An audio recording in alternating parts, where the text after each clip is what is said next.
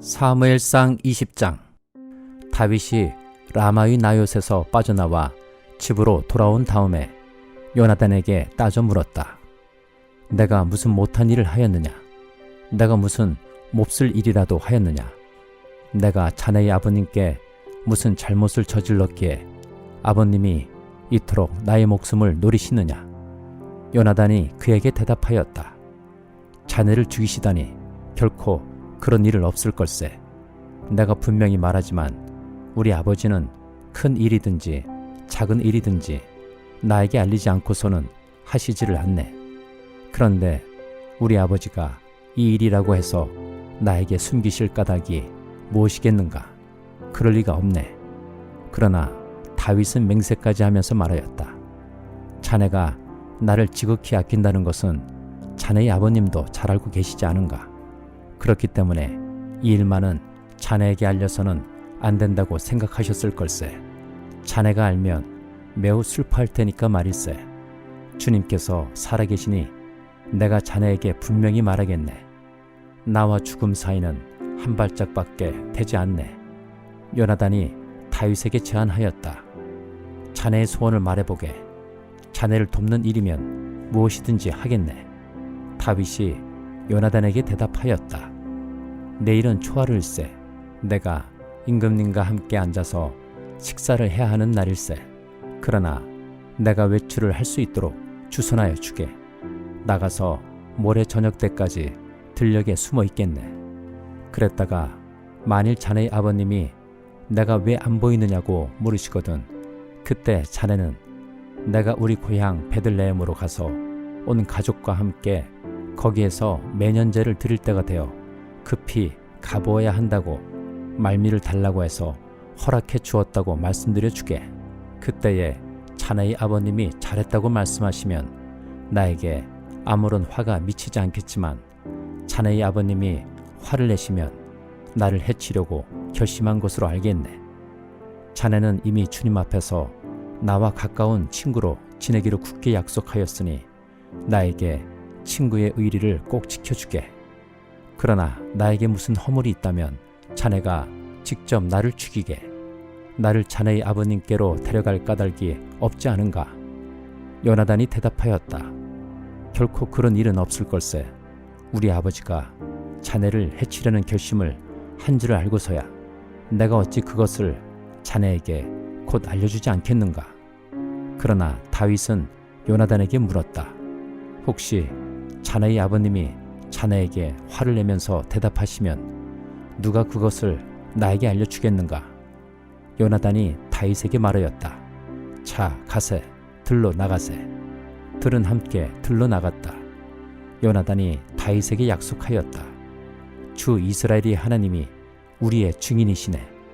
내가 내일이나 모레 이맘때에 아버지의 뜻을 살펴보고 자네에게 대하여 좋게 생각하신다면 사람을 보내어 알리겠네.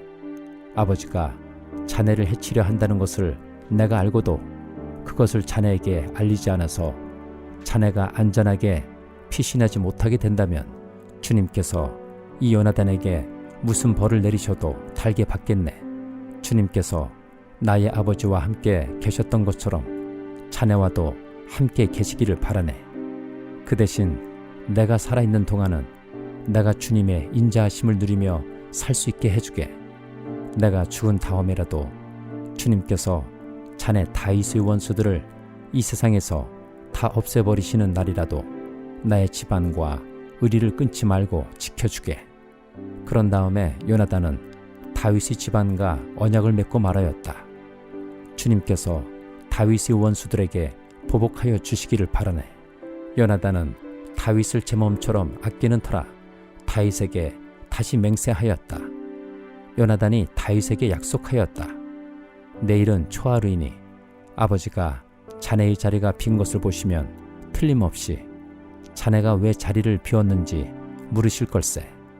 모레까지 기다리다가 저번 일이 있었을 때 숨었던 그곳으로 내려가서 에셀 바위 곁에 숨어 있게. 그러면 내가 연습 삼아 어떤 표적을 놓고 활을 쏘는 것처럼 그 바위 곁으로 화살을 3번 쏘겠네. 그런 다음에 내가 데리고 있는 종을 보내어 그 화살을 다 찾아오라고 말하겠네. 그때에 내가 그 종에게 큰 소리로 너무 멀리 갔다. 이쪽으로 오면서 다 주워 오너라 하고 말하면 주님께서 살아계심을 걸고 맹세하겠네. 자네에게는 아무 일도 없을 것이니 안심하고 나오게. 그러나 내가 그 종에게 아직 더 가야 된다. 화살은 더 먼 곳에 있다 하고 말하면 주님께서 자네를 멀리 보내시는 것이니 떠나가게. 오직 우리가 함께 약속한 말에 대해서는 주님께서 길이길이 자네와 나 사이에 증인이 되실 걸세. 이리하여 다윗은 들녘에 숨어 있었다. 초하루가 되었을 때에 왕이 식사를 하려고 식탁에 앉았다. 왕이 언제나 하듯이 벽을 등진 자리에 앉자 요나단이 왕의 맞은쪽에 앉았고 아브넬은 사울 곁에 앉았다. 다윗의 자리는 비어 있었다. 그런데도 그날은 사울이 아무 말도 하지 않았다. 사울은 다윗에게 뜻하지 않은 일이 생겨 몸이 부종을 타서 아직 깨끗하여지지 않았는가 하고 생각하였다. 그런데 초하루가 지난 다음 날, 곧 그 이튿날에도 다윗의 자리가 여전히 비어 있는 것을 보고 사울이 자기 아들 요나단에게 물었다. 어째서 이새의 아들이 어제도 오늘도 식사하러 나오지 않느냐? 요나단이 사울에게 대답하였다. 다윗이 저에게 베들레헴에 다녀올 수 있도록 허락하여 달라고 간곡히 요청하였습니다. 자기 집안이 베들레헴 성읍에서 제사를 드리는데 자기 형이 다녀가라고 했다고 하면서 제가 자기를 아낀다면 자기 형을 만나게 해달라고 저에게 간청을 하였습니다. 그래서 그가 지금 임금님의 식탁에 나오지 못하였습니다. 사울이 요나단에게 화를 내면서 소리쳤다. 이 폐역무도한 계집의 자식아, 내가 이새의 아들과 단짝이 된 것을 내가 모를 줄 알았더냐? 그런 녀석과 단짝이 되다니 너에게도 부끄러운 일이고 너를 낳은 내 어미를 발가벗기는 망신이 될 뿐이다. 이새의 아들이 이 세상에 살아있는 한은 너도 안전하지 못하고 너의 나라도 안전하지 못할 줄 알아라. 빨리 가서 그 녀석을 당장에 끌어오너라. 그 녀석은 죽어야 마땅하다. 요나단이 자기 아버지 사울에게 그가 무슨 못할 일을 하였기에 죽어야 합니까? 하고 항의하니 그 순간 사울이 요나단을 찔러 죽이려고 창을 뽑아 겨냥하였다. 그제서야 요나단은 자기 아버지가 다윗을 죽이려고 단단히 벼르고 있다는 것을 알아차렸다. 요나단도 화가 치밀어 식탁에서 일어섰다. 그리고 요나단은 자기 아버지가 다윗을 모욕한 것이 가슴 아파서 그달의 이틀째가 되던 그날은 하루 종일 아무것도 먹지 않았다. 그 다음날 아침에 요나단은 어린 종을 하나 데리고 들녘으로 나가서 다윗과 약속한 장소로 갔다. 거기에서 요나단은 자기가 데리고 온 어린 종에게 너는 막 달려가서 내가 지금 쏘는 화살을 주워 오너라 하고 시켰다. 어린 종이 달려가자 요나단은 그의 머리 위로 화살을 쏘았다. 요나단이 쏜 화살이 떨어진 곳으로 그 어린 종이 달려가자 요나단이 그의 뒤에다 대고 소리쳤다. 아직도 덜 갔다. 화살이 더 먼 곳에 있지 않느냐? 요나단이 그 소년의 뒤에다 대고 계속 소리쳤다. 빨리 서 있지 말고 빨리 달려. 요나단의 어린 종은 화살을 주워다가 자기 상전에게 바쳤다. 그러나 그 어린 종은 아무것도 눈치채지 못하였다. 요나단과 다윗만이 그 일을 알았다. 그런 다음에 요나단은 데리고 왔던 그 어린 종에게 자기의 무기를 주면서 그것을 들고 성읍 안으로 들어가라고 말하였다. 그 어린 종이 성읍 안으로 들어가니 다윗이 그 숨어있던 바위 곁에서 일어나 얼굴을 땅에 대면서 3번 큰 절을 하였다. 그리고 그들은 서로 끌어안고 함께 울었는데 다윗이 더 서럽게 울었다. 그러자 요나단이 다윗에게 말하였다. 잘 가게. 우리가 서로 주님의 이름을 걸고 맹세한 것은 잊지 않도록 하세. 주님께서 나와 자네 사이에서 뿐만 아니라 나의 자손과 자네의 자손 사이에서도 길이길이 그 증인이 되실 걸세. 다윗은 일어나 길을 떠났고 요나단은 성 안으로 들어갔다. 고린도전서 2장.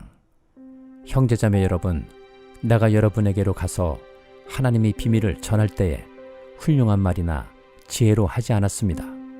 나는 여러분 가운데서 예수 그리스도 곧 십자가에 달리신 그분밖에는 아무것도 알지 않기로 작정하였습니다.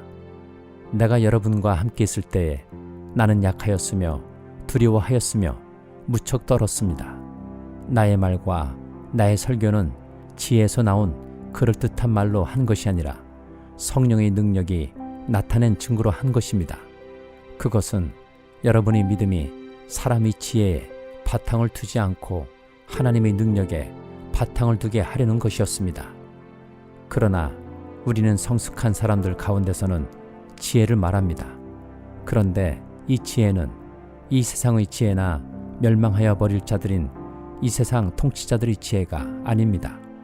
우리는 비밀로 감추어져 있는 하나님의 지혜를 말합니다. 그것은 하나님께서 우리를 영광스럽게 하시려고 영세전에 미리 정하신 지혜입니다. 이 세상 통치자들 가운데는 이 지혜를 아는 사람이 하나도 없습니다. 그들이 알았더라면 영광의 주님을 십자가에 못 박지 않았을 것입니다. 그러나 성경에 기록한 바 눈으로 보지 못하고 귀로 듣지 못한 것들, 사람의 마음에 떠오르지 않은 것들을 하나님께서는 자기를 사랑하는 사람들에게 마련해 주셨다 한 것과 같습니다. 하나님께서는 성령을 통하여 이런 일들을 우리에게 계시해 주셨습니다. 성령은 모든 것을 살피시니 곧 하나님의 깊은 경륜까지도 살피십니다. 사람 속에 있는 그 사람의 영이 아니고서야 누가 그 사람의 생각을 알 수 있겠습니까? 이와 같이 하나님의 영이 아니고서는 아무도 하나님의 생각을 깨닫지 못합니다.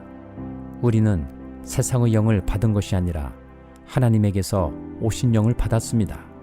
그것은 하나님께서 우리에게 은혜로 주신 선물들을 우리로 하여금 깨달아 알게 하시려는 것입니다. 우리가 이 선물들을 말하되 사람의 지혜에서 배운 말로 하지 아니하고 성령께서 가르쳐 주시는 말로 합니다. 다시 말하면 신령한 것을 가지고 신령한 것을 설명하는 것입니다. 그러나 자연에 속한 사람은 하나님의 영에 속한 일들을 받아들이지 아니합니다. 그런 사람에게는 이런 일들이 어리석은 일이며 그는 이런 일들을 이해할 수 없습니다. 이런 일들은 영적으로만 분별되기 때문입니다. 신령한 사람은 모든 것을 판단하나 자기는 아무에게서도 판단을 받지 않습니다. 누가 주님의 마음을 알았습니까? 누가 그분을 가르치겠습니까? 그러나 우리는 그리스도의 마음을 가지고 있습니다. 예레미야 애가 5장. 주님, 우리가 겪은 일을 기억해 주십시오. 우리가 받은 치욕을 살펴주십시오. 유산으로 받은 우리 땅이 남에게 넘어가고 우리 집이 이방인들에게 넘어갔습니다. 우리는 아버지 없는 고아가 되고 어머니는 홀어머니가 되었습니다. 우리 물인데도 돈을 내야 마시고 우리 나무인데도 값을 치러야 가져옵니다.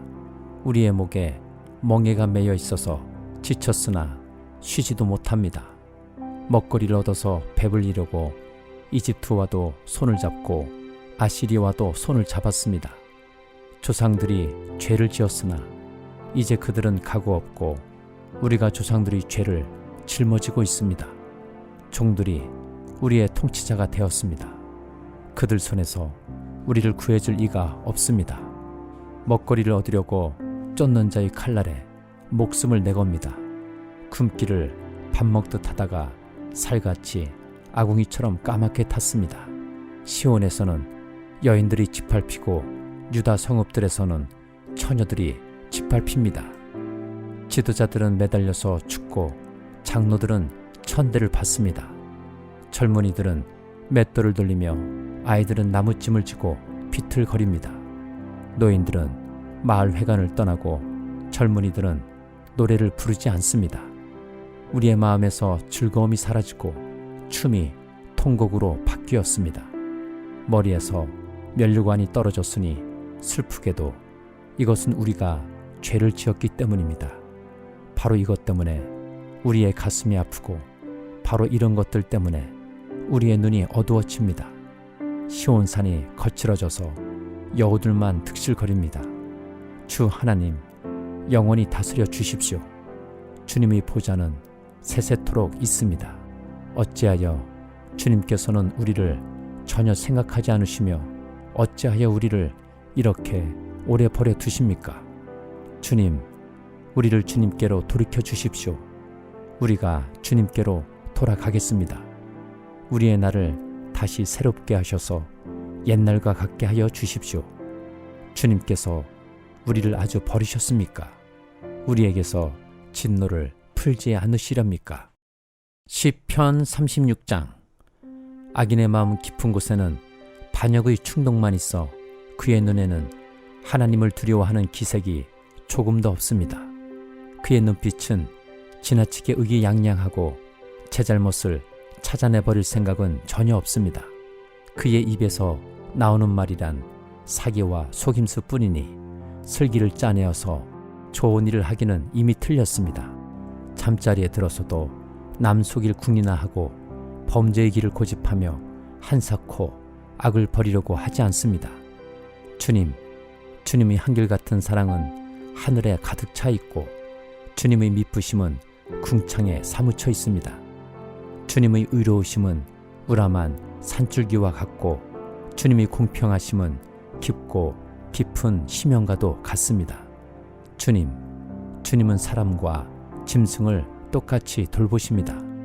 하나님, 주님의 한결같은 사랑이 어찌 그리 값집니까? 사람들이 주님의 날개 그늘 아래로 피하여 숨습니다.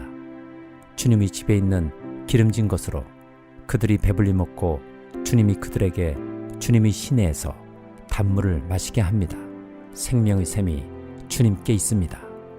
우리는 주님의 빛을 받아 환히 열린 미래를 봅니다. 주님을 사랑하는 사람들에게는 주님께서 친히 한결같은 사랑을 베풀어 주십시오. 마음이 정직한 사람에게는 주님의 의를 변함없이 베풀어 주십시오. 오만한 자들이 발로 나를 짓밟지 못하게 하시고 악한 자들이 손으로 나를 휘두르지 못하게 하여 주십시오. 그때에 악을 일삼는 자들은 넘어지고 넘어져서 다시는 일어나지 못한다.